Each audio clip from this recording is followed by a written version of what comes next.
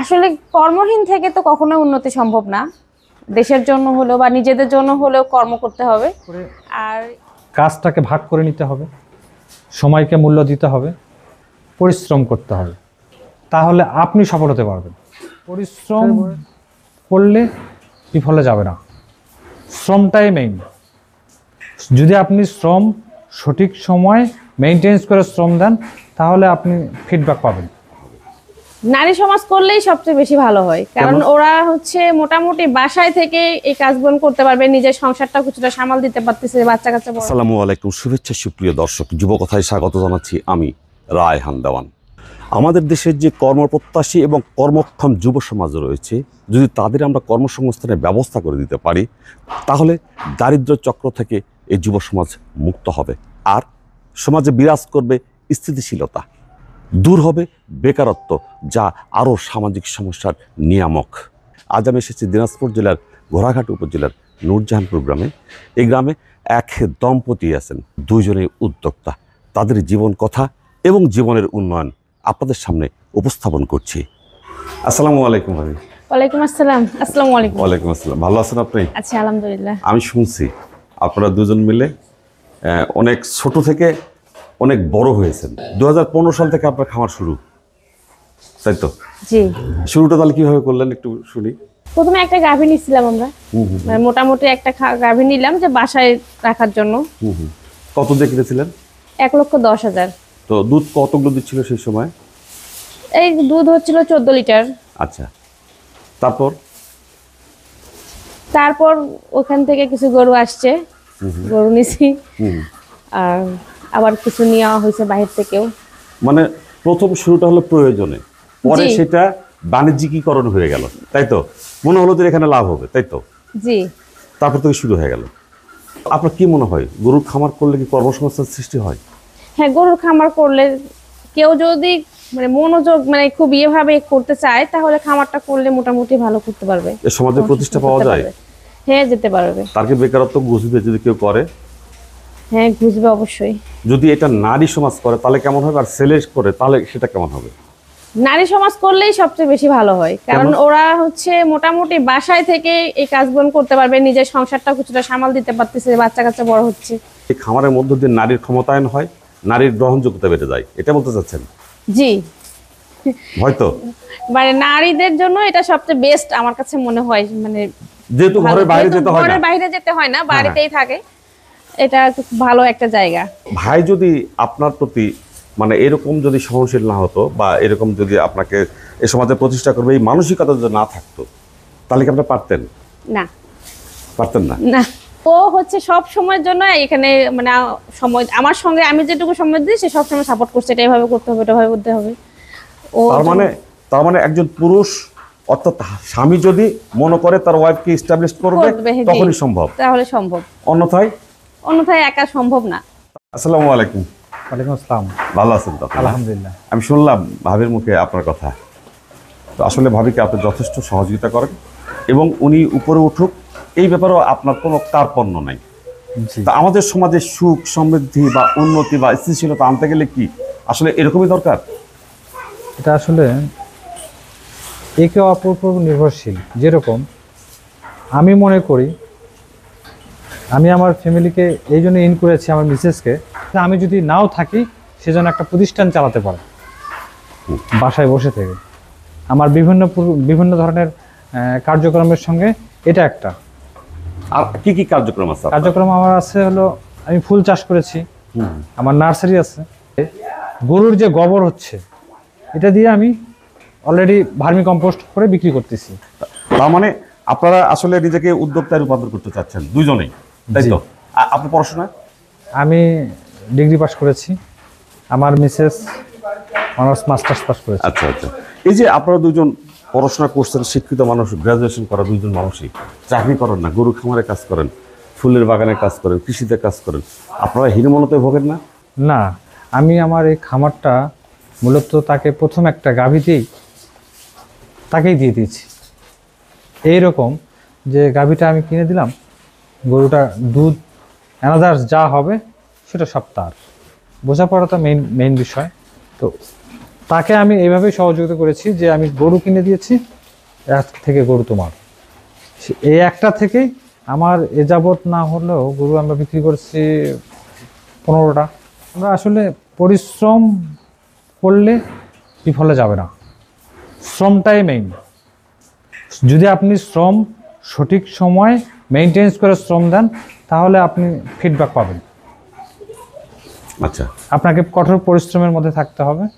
যেরকম আমাদের আগে কোনো কর্মচারী থাকতো না, যখন আমাদের 5টা 7টা গাভী পর্যন্ত আমাদের কোনো লেবার থাকতো না। তারপর আমরা যখন এটা সামলাতে পারছি না, তখন আমাদের এখানে আমরা একটা লেবার রাখি। ভাগাভাগি করে কাজটাকে ভাগ করে নিতে হবে, সময়কে মূল্য দিতে হবে, পরিশ্রম করতে হবে, তাহলে আপনি সফল হতে পারবেন। এটার বয়স 6 মাস। আচ্ছা, এটা আপনার গোয়ালের বুক না? হ্যাঁ, আজকে বিক্রি করলে দাম মানে আসে 1 লাখ টাকা হবে, মানে বাজারে উঠালে? হ্যাঁ, এটা পার্সেন্টেজের উপর। অবস্থা। এটা বক না, আপনার এই গোয়ালের বুক না? হ্যাঁ, এটা প্রথম গাব, আচ্ছা, এখনো দাঁতেনি গরুটা। কয় মাস বয়স হয়েছে গরুটার? এটা আপনার বয়স চলতেছে হলো 18 মাস। 18 মাস? হ্যাঁ, 18 মাস। আর গাব কয় মাসের? আমি 13 মাসে বীজ দিয়েছি এটাকে। আচ্ছা এটা একই সমবয়সী। আচ্ছা, এটা কয় মাসের? এটা আপনার 5 মাস গাব। এটা কত পার্সেন্ট দেওয়া আছে বীজ? এগুলো সব 100%। এটাও গাব। এটা কয় মাসের? এটা 6 মাস। 6 মাস। এর আগে কি এটা বাচ্চা দিয়েছিল না প্রথম? না, এর আগে বাচ্চা দিয়েছে, এটার তৃতীয় পর্যায়ে। আচ্ছা, 3 নম্বর। দুধ কতগুলো দেয়? এটার তো দুধ দিচ্ছিল আমাদের 21 লিটার। হ্যাঁ, তাই? এই গাভীটা আমার 4 মাসের গাভ। আচ্ছা, আর এটা দুধ দিত কতগুলো? এটা দুধ দিতে আমার মানে বেশিরভাগই প্রতিটা গাভী 18-20 এরকম। তাই? যে এটা 18 লিটার দোয়। তার মধ্যে আমাদের অবশ্য দুধ আমরা একটু কমে দোয়ানোর চেষ্টা করি, বাছুরটাকে ছেড়ে দিই। কেন দেন?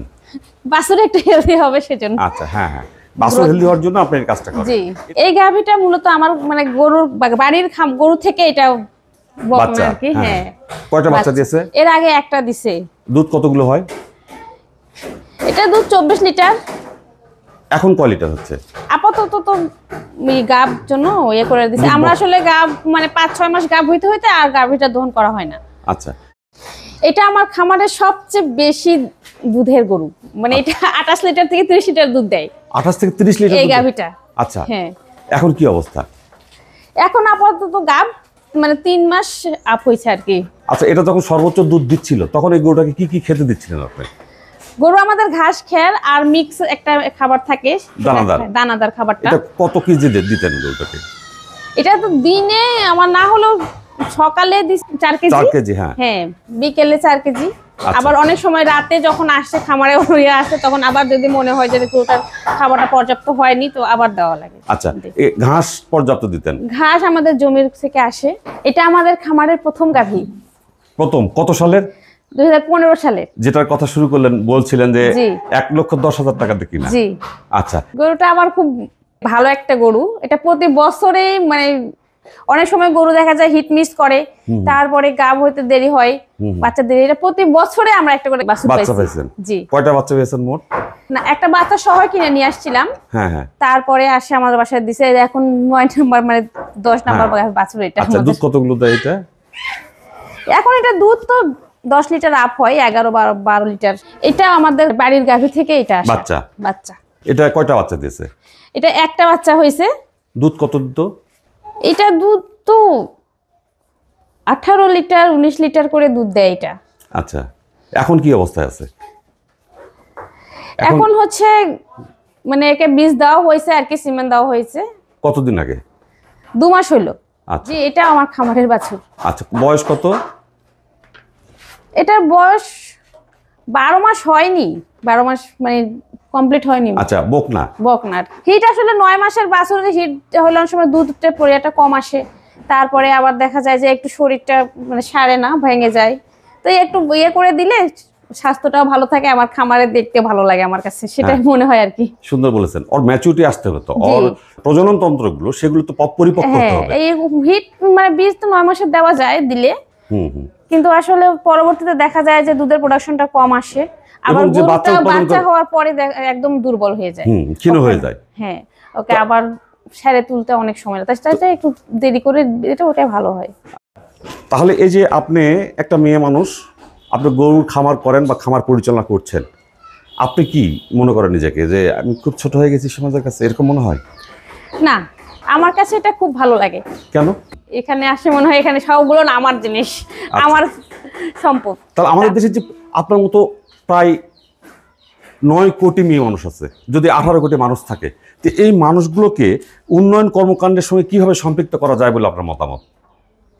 আসলে কর্মহীন থেকে তো কখনো উন্নতি সম্ভব না। দেশের জন্য হলেও বা নিজেদের জন্য হলেও কর্ম করতে হবে। আর এরকম মানে যে কেউ যদি নিজে থেকে মনে করে যে আমি একটা কর্মসংস্থানে যুক্ত হব বা নিজে থেকে একটা কর্ম করব, তাহলে সে অবশ্যই পারবে। চ্যালেঞ্জ আছে, অনেক সময় গরু শীত যখন আসে তখন গরুগুলো অসুস্থ হয়, এদেরকে এক্সট্রা কেয়ার নিতে হয়।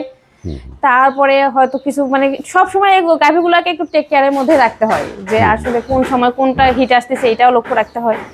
মোটামুটি প্রথমে নিজের মন মানসিকতাটাকে করে নিতে হবে যে আমি আসলে এই খামারটা করবো বা আমি করতে পারবো, তাহলে মানে আত্মবিশ্বাসটা হইলে সম্ভব। প্রাথমিক ট্রিটমেন্টটা যদি আপনি জানতেন তাহলে কি ভালো হতো না? হ্যাঁ, সেটা তো অবশ্যই। সুপ্রিয় দর্শক, আপনাদের বলে নিচ্ছি, আপনারা যারা এরকম খামার করতে চান, যে সমস্ত যুব এবং যুব নারী বয়স যদি 18 থেকে 35 বছর হয়, চলে আসুন যুব উন্নয়ন অধিদপ্তরে। যুব উন্নয়ন অধিদপ্তরের প্রত্যেকটা জেলায় যুব প্রশিক্ষণ কেন্দ্র আছে, সেখানে বিভিন্ন বিষয়ে প্রশিক্ষণ দেওয়া হয়। আপনার যদি প্রয়োজন হয় আপনিও আসতে পারেন। এই যে 10 বছর ধরে আপনি করছেন, এই পথ চলার মধ্য দিয়ে আপনার কতটুকু মুনাফা হয়েছে বলে আপনার বিশ্বাস? আসলে আমাদের ব্যবসাটা তো রিসাইকেলের মতন ঘুরে, তো যেরকম আমরা বিভিন্ন ব্যবসার সঙ্গে জড়িত, দেখা যাচ্ছে যে হঠাৎ করে টাকার প্রয়োজন, এট এ টাইমে টাকা আপনি কোথায় পাবেন? গরু এমন একটা জিনিস, আপনি যদি রাতেও বেচতে চান আপনাকে রাতে বিক্রি হয়ে যাবে। জমি বিক্রি করতে চান, জমির সময় লাগবে 1 মাস। সেই ক্ষেত্রে এটার যদি আমি কারেন্ট বিক্রি করতে চাই, কারেন্ট আমি টাকা পাবো। তার মানে বিপদের সঙ্গী, তাৎক্ষণিক অর্থনৈতিক যে প্রয়োজনীয়তা সেটা মিটাই হলো গরু। হ্যাঁ, বিপদের সঙ্গী, বিপদের সঙ্গী। জি। আর আমাদের দেশে যে লক্ষ ছেলে মেয়ে যুবক বেকার হতাশ, তাদের প্রতি আপনার কোনো আহ্বান? তাদের প্রতি আহ্বান থাকবে, আপনারা ছোট হোক করে হলেও শুরু করেন। যদি আপনি না শুরু করেন তাহলে বুঝবেন কিভাবে আপনি পথ হাঁটবেন কোথায় দিয়ে। অনেকে হতাশ যে আমার কাছে টাকা নাই। টাকা নাই, ঠিক আছে, আপনি ছোট করে ব্যবসা শুরু করেন, একটা থেকে শুরু করেন। এর পাশাপাশি আপনাকে অন্য ব্যবসা অনেক কিছু তো করতে পারবেন, খালি একটা গরু নিয়ে তো পড়ে থাকলে হবে না। অন্য ব্যবসার পাশাপাশি আপনি গরু পালতে পারবেন। এটা ধীরে ধীরে একসময় অনেক অ্যাসেটে পরিণত হয়ে যাবে। আমি বিগত দিনে বেশ কিছু গরু বিক্রি করেছি। এক একটা গরু 3 লাখ, 2.5 লাখ আমি বিক্রি করেছি। এ যাবৎ 5টা বড় গাভী বিক্রি করছি, 5টা। আর এই বাছুর আমার রাখার জায়গা নেই। বাছুরগুলা হাড়িয়া বাছুর তো সব সেল দিয়ে দিই আমরা, 5 মাসের মাথায় সেল দিয়ে দিই। তাহলে এই মোট এই 10 বছরে বা 9 বছরে আপনার কত টাকার গরু বিক্রি হয়েছে? এটা আমাদের রেজিস্টার দেখতে হবে। তারপর একটা অনুমান করেন। 20-25টা তো হবে। 20-25টা কত টাকা আসছে? এটা মেইনটেন্স করে আমার মিসেস, আর আমার খাতা মেইনটেন্স হয়। আচ্ছা আচ্ছা। একটা গরু আপনাকে রিসাইকেল দেয় কিভাবে? ধরেন আমরা যেটা প্রথমে কিনেছি সেটা বকনা দিয়েছে, তারপর ওই বকনা যখন বাচ্চা দিয়েছে তার পরের মাটাও বাচ্চা দিয়ে দিচ্ছে। তার মানে একবার 3টা হয়ে গেল কিন্তু। হ্যাঁ, তো এইভাবে করে রিসাইকেল হয়ে গেছে। আচ্ছা। এই গরুতে একটা বিষয় হলো টেক কেয়ার, পরিষ্কার পরিচ্ছন্নতা মেইন। যদি কোনো মাছি জীবাণু না আসে তাহলে আপনার খামারের অসুখ বিসুখ হবে না। আর এটা নিয়মিত কৃমিনাশক করেন? হ্যাঁ, নিয়মিত আমরা কৃমিনাশক করি। আপনার খুরার ভ্যাকসিন বলেন, ল্যাম্পি, এগুলো সব দেন। হ্যাঁ। তাহলে সর্বসাকল্যে আমরা বলতেই পারি যে গরু পালন লাভজনক, যদি যুগ অনুযায়ী যদি কেউ পরিশ্রমটা করে, সঠিকভাবে টেক কেয়ারটা করে, তাহলে সে লাভ করতে পারবে। মানে যথাযথ পরিচর্যার উপরই এটা নির্ভর করবে, লাভ কতটুকু হবে আর কতটুকু হবে না। জি। তো ভালো থাকবেন, যুবকতাকে সময় দিলেন। আল্লাহ হাফেজ।